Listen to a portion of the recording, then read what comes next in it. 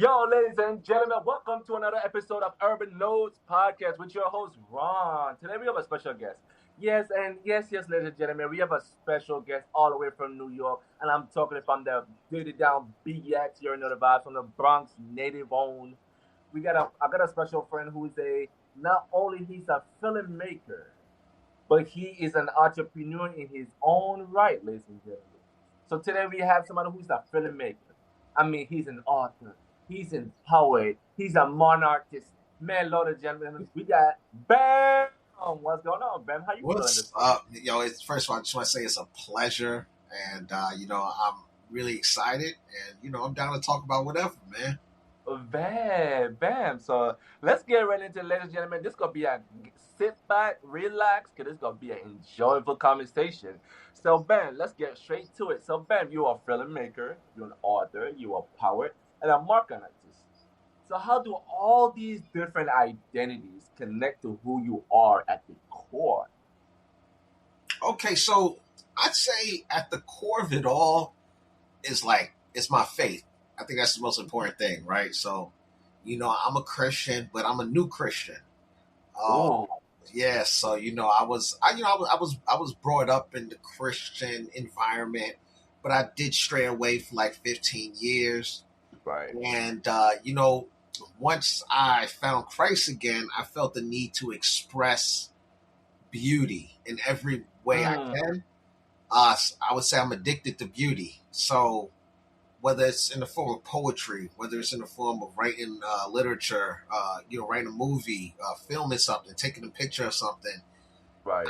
I feel it's very important for us in our lifetimes to express this connection that we have with the things that God made. So that's really what makes me all of the things I am, really. Wow, that's impressive. I was watching some of your stuff on Instagram. I was like, bro, what is it? What, huh? Like, okay, let me watch this again. Like, I'm rewatching it. I was like, oh, this is fascinating stuff. And a lot of times, we as people who are change makers in our community, right? And a lot of people further realize filmmakers are change makers. They are people who telling a story within a story within itself. And I was watching one of your films, and I was like, oh, and I was telling one of my closest friends that you and I got connected with.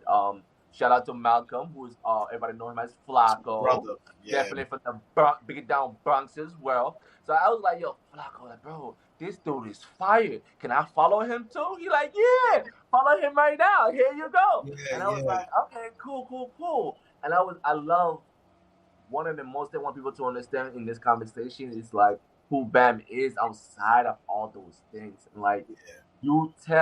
I love the fact that you said you start off with, I love beauty.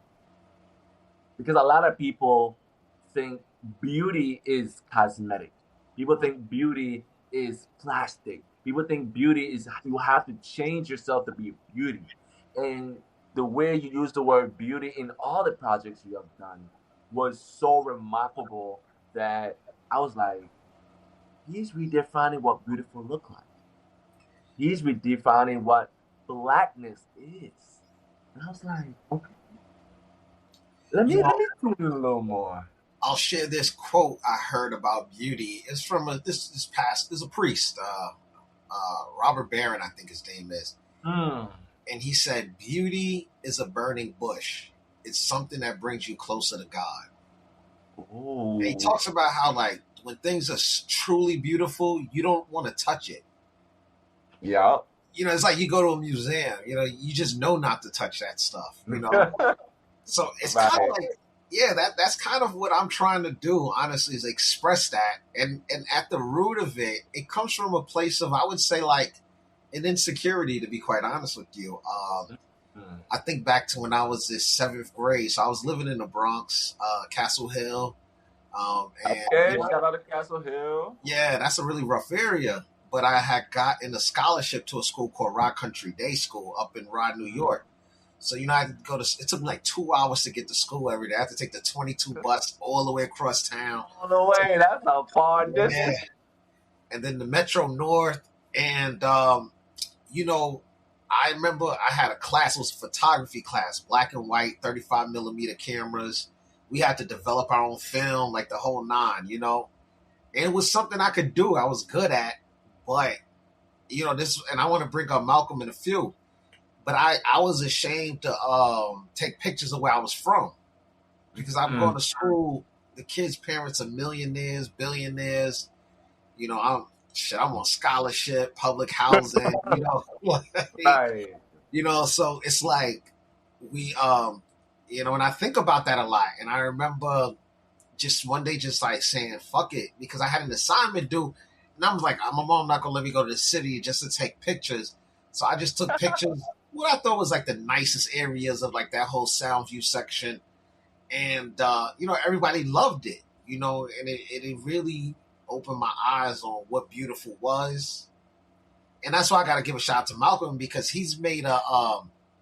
It's so funny because all these, you know, he's made a great reputation. He's a beautiful photographer, and he Right. does black and white film for the most part, and he films our community, and he Right. shows a side of a beauty that I don't even know if I could have captured. You know what I'm saying? But Mm. that's just that's what I'm about. So you know, it's not about just like creating things, but it's also that's when it comes to the business side of it, right? It's like yes, I'm an artist, but I'm also a businessman, and I want to be able to one day be able to be the conduit so younger people can create things that they don't have to Right. wait as long. You know? So yeah. Definitely, I love that you say that because I was like that too at one point in my life. I grew up in born and raised in Belize, Central America, Okay. and I grew up. I migrated to America at the age of 13, and I live in Houston, Texas. And we all know Houston is a very big state. And I used to grow up in the predominantly black, white, and Hispanic community. So when I was also with what you said when it comes to beauty, I was like, wow, there's so much beauty here. Like, y'all not taking advantage of the beauty. And at the same time, I still was trying to figure out what beauty looks like for me, because I thought I was too dark. I thought I was too short. I thought I was not fit enough for me. I think I didn't speak English enough for me. I thought it was so much. And when I had one of my mentors, and it's crazy because the way you talk speaks just like my mentor in high school, and he was like, "Beauty is the eye of the beholder." And I was like, what do you mean by all this BI and beholder, bro? What you mean? I'm like, what you mean? But as old as I got, I started to understand that beauty is what you see, is what you touch, is what you can feel, is what you can really nurture. And I was like, really? And he like, yeah. He like, do you ever take pictures? I'm like, no. Do you ever do videos? I'm like, no. They're like, why not? He said, you can change a community with just by one word. And I was like, what? He said, be phenomenal. And I was like, you telling somebody who is a freshman to be phenomenal in a predominantly black and Latino school? We ain't gonna work that way. And Yeah. I understood what you said, and I resonate with what you said because it is so deep that a lot of people don't understand that. You know what I'm saying? And for you to even express that people who was in the school that you went to was billionaires, and they have way more status, way more class, way more social economical status than we do. And for you to really understood that and really put those, not only got those from the bag of yourself, but put those into a filmmaking. Yeah. That is, and I agree with you when you said Malcolm really give black voice in a black and white photo. Yeah. No. Yeah.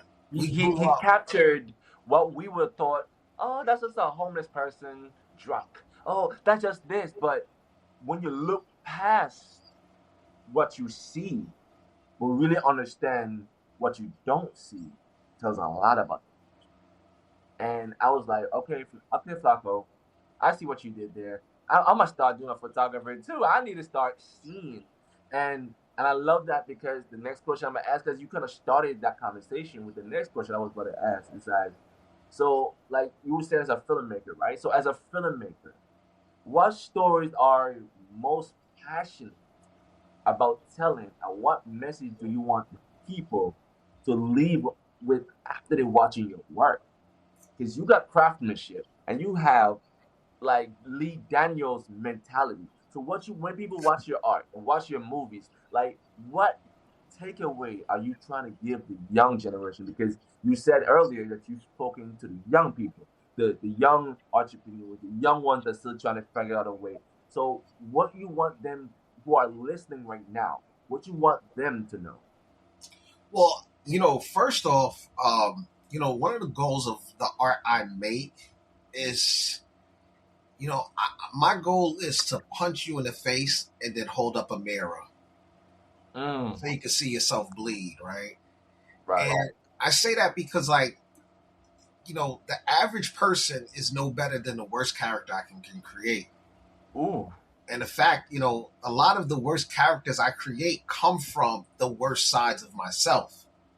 Mm. So I just try to be honest, man. And I think that's what I want them to take away, man. Like, don't write or create a movie or a book just because, like, you want to look cool or do something that's impressive or you have this cool angle you've always wanted to try.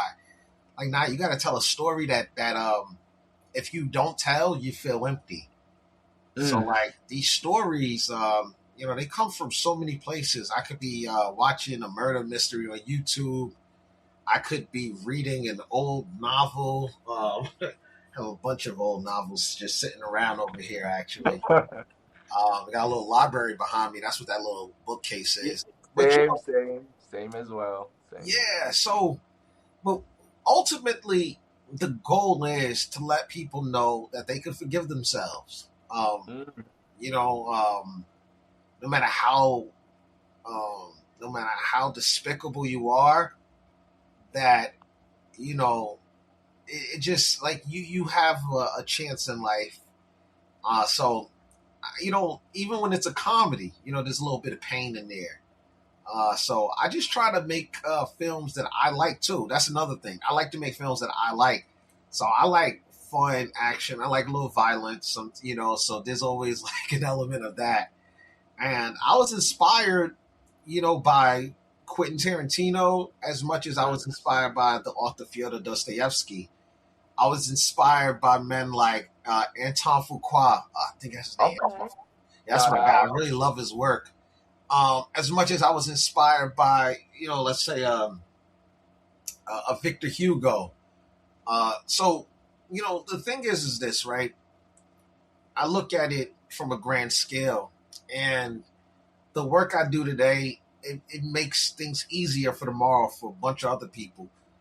So, I'm just out here just trying to represent what I do, make excellent stuff, and at the same time, I want to tell stories that's gonna make people realize that they can forgive themselves. Like, you know what I'm saying? So that's the goal.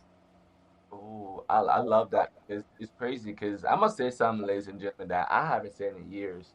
I'm still trying to forgive myself. I'm still trying to learn and heal because a lot of people don't understand healing is a never ending journey. Yeah, And when you talk about feelings, when you like you describe me, you say you want them to feel I punch you in the face, but instead I still want to love you. That that is like what my mentor used to say. He said, "How are you healing while others is hurting?" That shout out to Corey from Brooklyn, and he grew up in Queens. And he's like, "How are you healing while others are hurting?" And I was like, "What? What do you mean?" And what you just said is like, I'm like he always used that same reference you just said. He like, I want to punch you in the face, but I will still love you. yeah, no, That's when he said. That's what he like. That's why I asked you the question: how are you healing while others is hurting? And I was like, And that's when you said that. That brought me back to Corey because he always used that punchline. And I never understood until you just fully described what he been telling me for years that I Mhm. never understood. And you just put it to words. I'm like, did Bam just literally just schooled me on something I still was trying to figure out? And that is something that I want the young people to really understand from this conversation. Is about always try, always immaculate, because you never know. Your story can unlock another person's journey. that is true. Yeah, life is a blessing, man. I'll tell you. It is. Yeah, I'm really excited. This year is a big year. We just fit. So my company is called the Little Brick House Company, Okay. and I have two partners. One of my partners, my sister Dasa. Shout out to Dasa. My other partner is my boy Ryan. Shout out to Ryan. Shout And out. we get the name. It's from actually that's the name of a group of hitmen in a book that I wrote that I haven't published yet. So the group of Oh, hitmen was called the Little Brick House Company, right? Like, right. but we were just thinking about a name for the company. I was just like, we're gonna build something brick by brick. Something that starts out with nothing. We're gonna make the bricks, and that's just how it's going. So we actually just completed our first production, Trey Day. We Oh, did a joint wow. production. My boy Tristan, and his company, Last of the Greatest, and I mean it came out amazing. My goal is to be done editing really soon, start promo tour, and so we're gonna do this again. What I'm saying, we're gonna run it back when it's time to do the promo, and Definitely bring your team. You could definitely bring the team. We would love to meet the team, meet the Little Brook House team. We would love to meet them. no, most definitely. And we want to do a premiere sometime in August. So, it's just a really exciting next few months. And I'm just so excited because I've been working really a long time to really get to the point where I can produce movies. You know what I'm saying? Where I can put up the money and things like that too. So, we just really excited. Definitely. I love that. I love when I see change makers doing changeable things in the community, and just even the fact that you talked about Little Brick, like that is phenomenal. The real deep rooted behind it is phenomenal. I shout out to y'all, and definitely, man, I salute you on the journey of where you at in your life, and definitely all of us here would definitely root for you. We definitely shoot out for you, and definitely you could always come back here, and definitely we could always have these conversations because it's always important. These are the people that we trying to talk to. These are the people that is changing the communities, not the politicians, not the scholars, not the ballers, but regular people. Regular people are the ones changing the communities. Regular people are teaching the youth. Regular people are the ones that educating the next generation of entrepreneurs, the next generation of filmmakers, poets, doctors, scholars, all these different etc. things. So definitely that is so immaculate. And a lot of people don't understand that it's important. And the important work, and I definitely shout out to you for the important work that you're doing with your community. It's very important. And like you said, you were also a poetry, right? And so as a poetry, I know oftentimes poetry come from a deep emotions and reflection. And what experience shape your voice actually as a poet, while understanding being a poet, bring the emotion into your film. I'm a veteran, actually. So I served in the Marine Corps from 2008 to 2012, Thank you for your and service.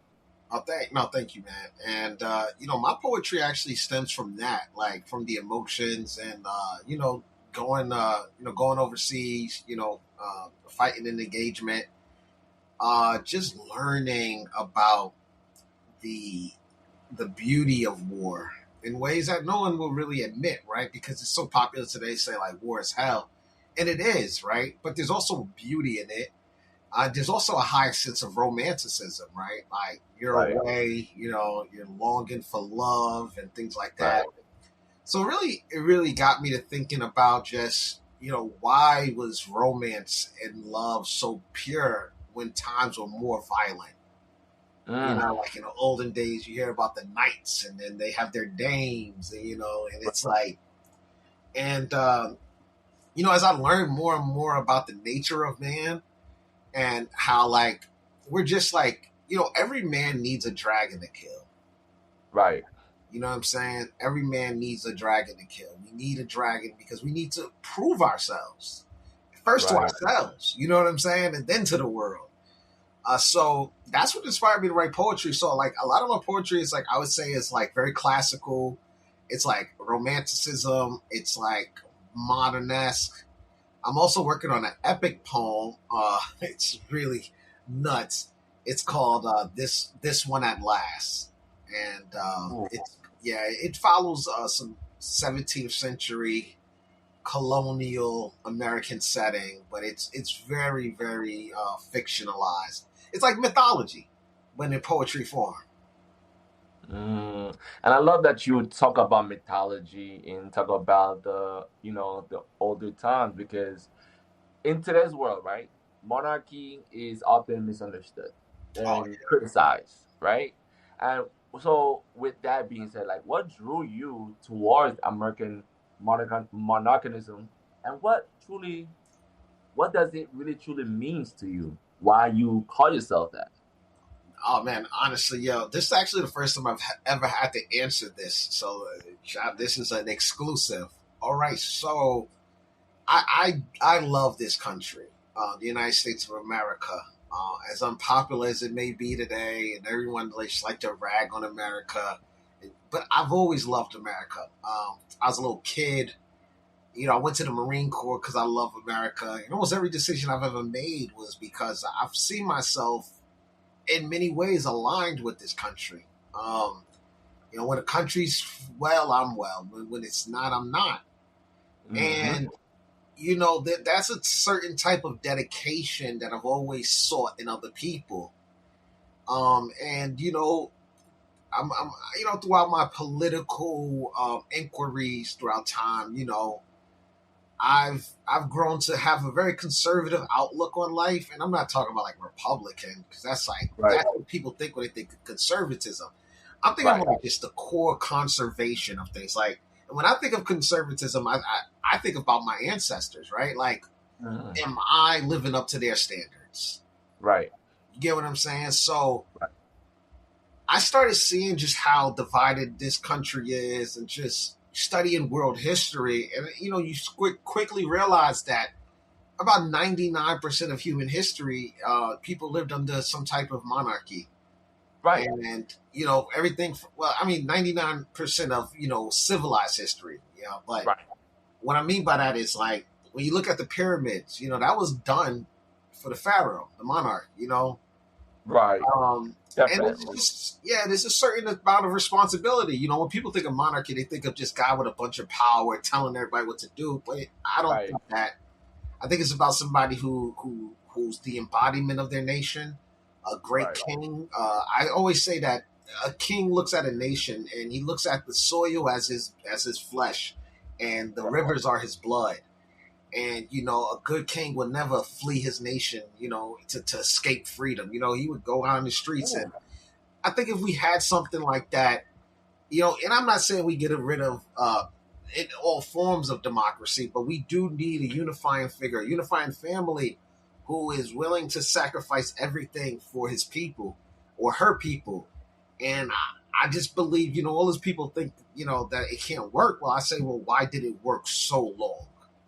mm, So and I get it. We do live in a modern age, but I think people are so obsessed with choices that they forget about direction. And we need direction right now. I love that you say that because a lot of times, a lot of people are misdirected. They're misguided, misquoted, and misunderstood. Mm-hmm. And a lot of time we fail to, not that we fail, but a lot of time we fail to understood what it means to understand certain things. And it's crazy that you said it because I align with that a lot, and being a person who came from a country that was under the British rule, let's be real, right? Belize is under the British rule, and we had the kings and queens and all the all these different things. And I always look at it like that, but I embody my roots as being a Belizean man, but I also embody the American spirit. And that's something that people are like, oh, but you're not American. I say, you don't know what I am because I embody many things. I am a flesh of the earth, and the water of my body is go back to the sea, and the dirt that go back to the earth. And they're like, what do you mean? I'm like, well, my mind is with God, my body is with the earth, Uh-huh. and my knowledge is with the people. And people are like, but that, what you mean by that? It means that I don't dignify, like you said earlier, I don't go Republican, I don't go Democrat, I go people. Because the people define what legacy we have. And a lot of time people fail to realize, like, well, what you trying to say? I'm like I always told people all the time, I'm a revolutionary, but I don't dictate the revolution because my embodiment to the revolution is my body. My embodiment to the revolution is my mind. Because like what people said, like I don't know, a lot of people don't understand. Like if people watches Black Panther, and remember when Scar said, "I would rather jump ship with my people than be with bondage," and I resonate with that a lot because I always believe in like blackness of my life, of me and who I am. I identify with all people. And no matter if you're in Europe and you black, Russian you black, African you black, in Belize you're black, in Brooklyn you black, in the Bronx you black, I identify with the blackness of who we are. I don't embody people like, oh, but so you don't embody the struggle. I embodied the struggle. I embodied the pain. I embodied what it means to be who we are. And they're like, so you trying to say that we need no, I'm not saying that we need anything, but it would be appreciated to have somebody aligned with people. And what you said is so real. You like, I love the country so much. I serve not because of what it does for my people, but I understood what it done to my people, and I understand what I can do for my people. Yeah. And a lot of people don't understand it. It's about people like, oh, so it's a cultural thing. Oh, it's a political thing. No, it's a human thing. Yeah, no, yeah. I think that I say this, right? Um, I love how you speak of your country beliefs, right? Because I feel like if you're not from somewhere, you can never be from anywhere, right? And like you have like these people nowadays, they're very cosmopolitan. They're not really from anywhere. They might Right. stay in this country for a little bit, but when you're grounded in something, see, everything you can find in the whole world, you can find in Belize. Mm-hmm. Anything you can find in the whole world, I can find in the Bronx or Atlanta.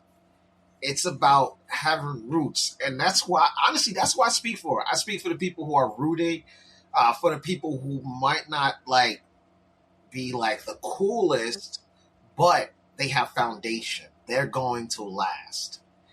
And you know what I'm saying? Now, everything now is just so quick, quick, quick. People want to get rich quick. People want to get popping quick, and it'll come just as quick as it goes. So, it's a lot of people I feel like I speak for, even if they don't know I speak for them. Even if I don't know I speak for them, honestly, so I'm just out here telling stories, trying to add something to this beautiful world that gave me Right. so much. Yeah, definitely. And like, so with that being said, that you're trying to give with the world, right? So, well, do you think that art and literature still has the power to influence political and cultural thinking in the modern society? Yeah, actually, probably more now. Dangerously so. And because at least before there was a filter you had to go through to get published to do that, but now I can write something online that can get like a following. You know what I mean? And yeah, I think art and literature is still very important. Now, we might never see artists be as big as like a Picasso before, because like we might not see that again because there's so many choices now. So it's like you might be someone's favorite artist, but like no one else knows you. But this person just think you're the best. You know what I mean? But Right. it's like, and I learned that a lot from my nephew. I got a 7-year-old nephew, and I watch him a lot. My boy Blaze, shout out to you, Blaze. And sometimes Shout out. yeah, sometimes he'll put something on TV. I'm like, what the hell is that? And he knows everything about it, like on an encyclopedia. So, but I do think that we're one, like honestly, we're one like book away from the whole shit exploding. Right. Um, Right. Now, music is different, I say, because music has depreciated itself so much because how easy it is to access and how easy it is to make. Also, that's different. Like our grandparents didn't have they didn't have Pro Tools. You know, they Right, didn't have like Fruity Loops right, to make beats. Like you had to learn instruments, you had to really dedicate, and then like you could learn all of that shit. But just think about like our grandparents trying to get studio time. Like that was insane, right, you know. So right, it just it depreciated itself in the ways that are like hurtful because I love music, but then again, you know, I'm not the type to fight the future, right? So it's like the world is changing. It's never going to be the world me and you grew up in. So right. I'm excited to see what's next with music, but I am deeply concerned about the world of music, honestly. Yeah, I agree with that 100%. I embody music too. I love music, and I feel like what you're saying is so real, and I resonate with that 100% because like today's music is just way different than what our parents listened to. And yeah, our parents' music was wild too. They said a lot of little like if Yeah. you really listen to the songs they listen to versus what we were listening to, like yo, wait, I was listening to what? He was talking about what? Like even a song where he's talking about electric, and we all thought it was a song just about electric. But then when you really listen to the song, like, oh, you talk about vibrant? Really? This what y'all was listening to the whole time? So I was here bumping to this song all my life, and I didn't know it was about vibrant, like, and understood the nuance of how music has changed dramatically. And not saying in a bad way, right? It gives people because people have to understand that music is a way of like people speaking their truth. And a lot of time we might not everybody might like your music, and that's what you said is true. It's like what people use it, the term they use now. That's your favorite artist, favorite artist, favorite artist. Mhm. So it's like, oh well, I know you because you know him, and him know you, and I'm like, got it, understood. And I think a lot of people understand like what you said with your nephew, like my little niece too. Like she was like 6, 7 years old watching shows, and she used to break it down to me. I'm like, wait, how you know this song? Like if people understood the song called what is it? If I will or some song. Bad habit. The Oh, song Bad Habit. yeah. She loved that song and I never understood the song. And one day she played this song and I was like, and I just listened to the lyrics of the song. I was like, and she like, do you not hear this song? Like, cousin, you not hearing this? I'm like, what am I hearing? Listen to the words. And I'm like, I am listening. What am I listening to? And she broke it down. Mm. And I'm like, how the hell do you know the lyrics? How, how the hell you know the lyrics already? This, You wait, gotta this is listen to the kids, bro. like, mind the song dropped like I would say the song dropped like a month in, and she already knew word for word, lyrics, the bars. You know who sing it, why he sings it. I'm like, okay, so can I just add that to my playlist at this point? Just, you know what? I'm just gonna listen to it. I'm just gonna listen on my time, and when I listen to the song, I say, you know what? Okay, I could rock with this song. And Yeah. now that's my top favorite number one song I listen to in the morning. Like I will listen to the song So, so much now, like I wish I knew you wanted me. I know, and I start singing the song now. I'm like, oh, and that's what you said is so real. It's like we gotta pay attention to the young people of this generation. We might know a lot, but they become to know even more. And as time goes on, as you said, it's real. Time goes on, technology advances. Things what we used to do now is different. Like now it's like what you said. Like now, everybody could be a filmmaker. Anybody can be a rapper. Anybody can be an executive producer. And it don't even mean that you got to go to college to do it anymore. It's at your fingertips, literally. You got the app. You make it right. yeah. You could pop. It's Like about and yeah, it's it's about how much crazy. you want it. Like you have to want it, and if you think you want it, trust me, you can go harder. Um, I promise you, you know, honestly, because the type person I am, I can go without eating, I can go without sleeping, I can go without all the comforts. I'm very disciplined. So Right. it's really hard to like get one up on me because it's like, yeah, you might be more talented, but you're not going to wake up as early as I am. You're not going to stay up as late. You're not As going to, I am.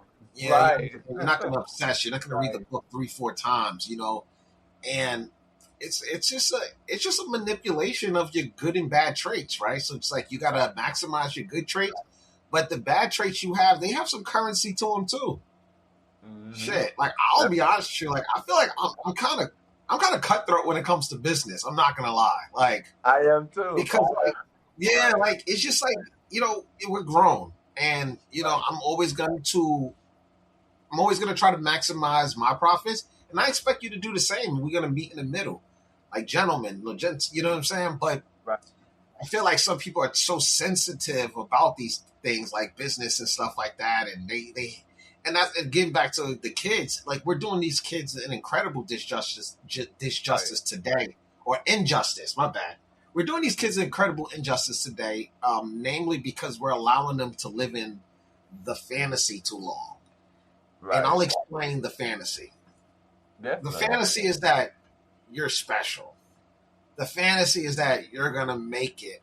You're gonna do it. What is it? No one knows what it is, but they want to make it. They want to do it. We tell them that the only thing they're missing is hard work. And the truth of the matter is, and this just sucks to say, but no matter how hard you work, how talented, how special you are, there's an element of this that's just luck. Like, there's so many smart, talented people. I meet them all the time, like, and I'm humbled by their intelligence. But sometimes I know that they're not going to make it Hmm. because they don't really have the hunger.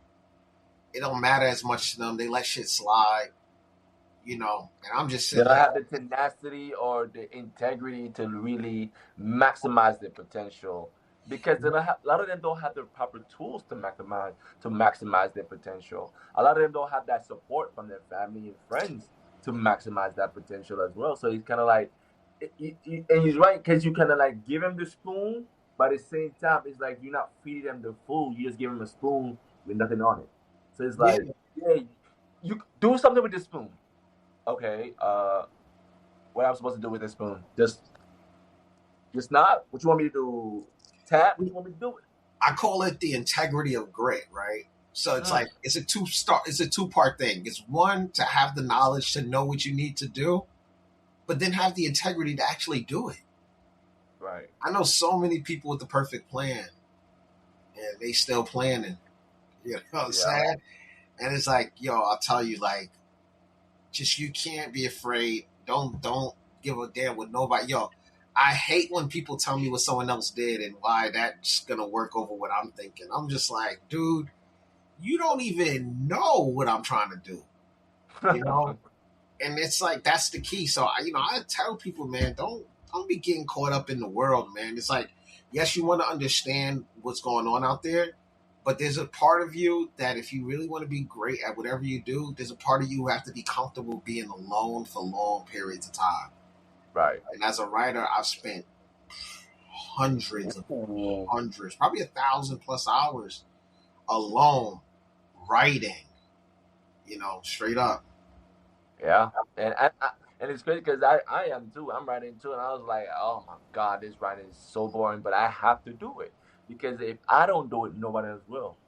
And I love that because what I'm about to ask next is kind of you kind of step into the question I was going to ask you next. Is like, as an author and a creative, right? Have you ever struggled with balancing personal beliefs with public perception, especially when the views may challenge mainstream opinion? Honestly, um, I really haven't really faced that yet. What I mean by that is that, you know, sometimes I feel like I do live in a bubble because, like, a lot of the people who I am friends with, we have like similar worldviews. We might not see everything Right. exactly the same. But we do have similar worldviews. And then the people who disagree with me, they love me. Like Malcolm won't talk politics with me. Shout out to him. He'll tell you right. He's like, oh, that's my boy, that's my brother. We don't talk that. But it's a love, right? So Right.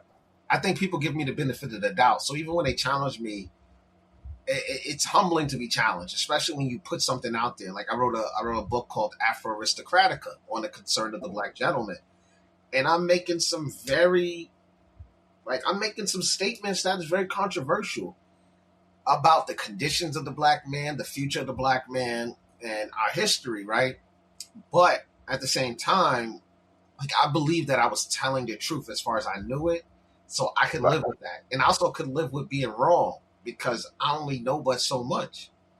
Right. Like at the end of the day, so I think that as a writer, it comes down to just you got to be honest, write honesty, like write honestly, right? Don't write things because it sounds good. Don't write a line because it's clever.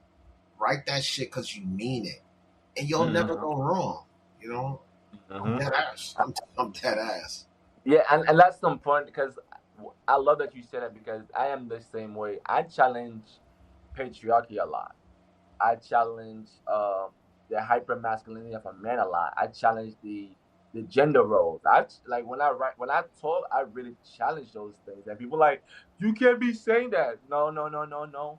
I like to provoke the intention of like you to think about it in a different way. I want you to understand that my viewpoint it might be different than yours, and and that's okay. It's okay to be different, and it's okay to be you. And people like, oh, but you can't say that. Can't or won't. I'm just saying what everybody's thinking and nobody's saying because everybody's scared to say it. A lot of time people are like, oh, but why you think black men, like what you said, you challenge the black man's perspective. And I was like, they're like, oh, but you're a black man. Why you think like that? Because it's true. Like if you don't challenge the idea, I believe in you got to challenge the idea, not the person. And when you challenge the idea, you're tackling like what you're. I'm not tackling it. When people like, oh, what do you mean by that? It means I'm not attacking you, the person, but I'm more so attacking the idea and the vantage point and the perspective that your lens that you're looking at. Because I want to see what you're looking at to understand. Because I want to be empathetic to understand, but sympathetic to know better. And a lot of people don't understand, and they're That like, is oh, it's hard. honestly, I look at that is the core of Americanism. Is honestly being like you have to live with people who are different than you. Right, It's who we are. It's who we've always been. And not to make light of it, but like, you know, blacks and whites lived amongst each other during of slavery, right? It's the most right, volatile relationship you could imagine. And after the Civil War, they lived amongst each other, volatile. right, And blacks still live in the South for the most part, right? Most black right, people in America still live in the South. So that's just a part of the American way, and I really love people who think differently than me. Most people think differently than me, so right. it's fine. And I've had to get used to that at a young age, but I really do enjoy the other side of thinkers, and because um, they let's say they are wrong, it don't matter. That's the thing too. It's like, for example, like if me and you are friends and we're fighting over who's right or wrong about something, and we let being right and wrong drive us to ending our friendship, then that's some lame shit. Right. And that's how I look at my fellow patriots. Like, if someone thinks something politically different than me, I don't care how wrong they are, right? I still give them the benefit of the doubt that they love their family, they love their Right. people, they love their country. And that's what we got to start doing, giving each other more of a benefit of the doubt. And I'll say Right. that because a lot of people don't give me a benefit of the doubt. Um, but they deal with me because I don't give up on them. I don't be like, fuck you back. Like, I'll be like, yo, man, like, let's have another conversation. Let's have another conversation. Right. I had one homegirl. She said the first time she met me, I made her cry. Just destroyed her Wow. reality. I probably told her the truth for the first time in her life. But we're good friends now, Right. because she wanted to know what it was about me that could make her cry. And when she realizes that I have an abundance of love, I just am I just gotta say what I feel because y'all deserve that from me. You know what I'm saying? Right. So definitely, ladies and gentlemen, this was a great conversation, and I hope y'all take a lot from it because we said a lot of dope insight conversation. So, Bam, before I let you go, right? I got one last question before we end this It's the conversation word. because the people want to know, right? So when people hear your name years from now, centuries from now, what legacy do you hope your film, your writing, and your ideas will leave behind? I want people to think of me as the father of American mythology.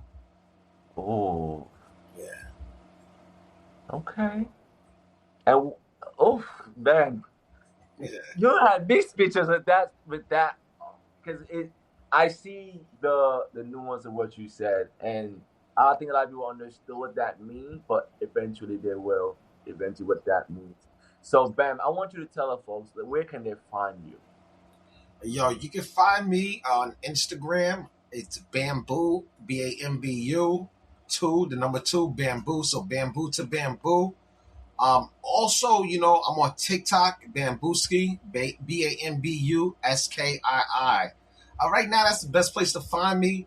I got a lot of stuff coming out on the YouTube coming soon. We got some Pokemon content. I'm a big Pokemon fan. We're trying to do an AR Oh, project, so that'll be here before the end of the year. We also got a film coming up, so follow the Instagram. Like I said, Bamboo to Bamboo, and I'll have all the updates on the Instagram. Okay, so if y'all want to be involved in that, if you're in the Atlanta area, you want to come to the premiere, that's where it'll be at in Atlanta. You're more than welcome. And honestly, also, I just want to say one last thing.